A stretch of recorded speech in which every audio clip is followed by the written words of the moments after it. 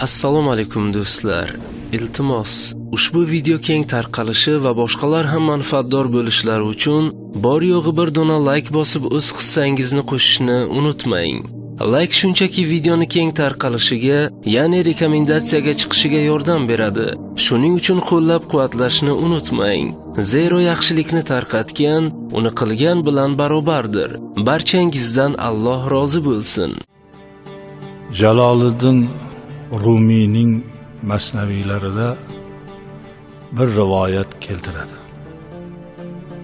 Bir boy hajga boraman deb haj uchun 2000 tillo atadi. Shunga haj ibodatini qilib, ulug' joylarni ziyorat qilib kelaman dedi. Shu niyatda yurgan kunlardan birida o'g'li yig'lab kirib kelib qoldi. "Ha bolam, nimaga yig'lading?" "Qo'shnimizga kiruvdim, go'sht qovurib yeyishayotgan ekan. Yegim keluvdi, menga ol deyishmadi, berishmadi. Bizanikidan uncha-muncha non yeyishardi, lekin go'shtlardan yegim keldi, berishmadi." Boyda darg'azab bo'lib, "Qani yurchi?" Qo'shnisini eshigini tepib kirib, "Ha, go'sht yeb qoldinglarmi?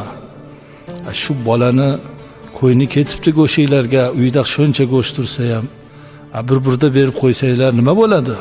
Men qo'y so'yib berardim sizlarga." "Qo'shnijon, 5 kun bo'ldi. Bolalarim bir burda narsa totmashgan.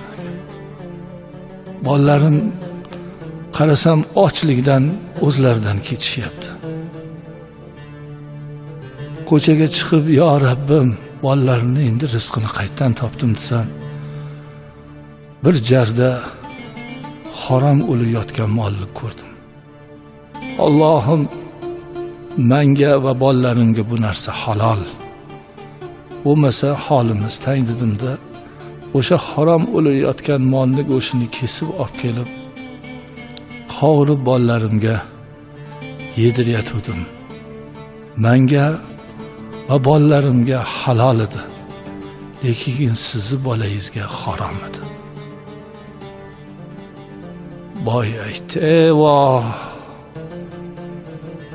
Allohim, qo'shnim shu holatda-yu, men 2000 tillo bilan hajga ketyapman.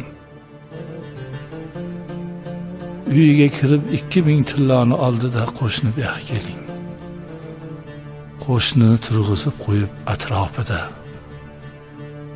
qo'liga 2000 tilloni berib, "Labbayka Allohumma labbayk" tavof qila boshladi.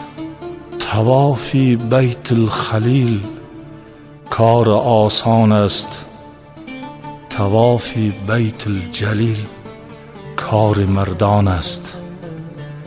Ibrohim Xalilulloh qurgan Baytullohni, Ka'bani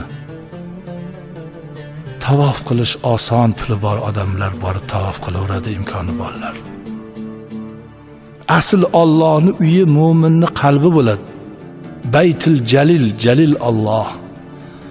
Allohning baytini, uyini, mo'minning qalbini ziyorat qilib tavof qilish u mard odamni, saxiy odamni, iymoni mustahkam odamni ishidir deb shu so'zlarni aytib tavof qilaverdi. Haj vaqtim kelib hajga borishdi. Odamlar kelishdi. Qo'shnisini tavof qilganni, "Ya, siz qanday tez keldingiz bizdan?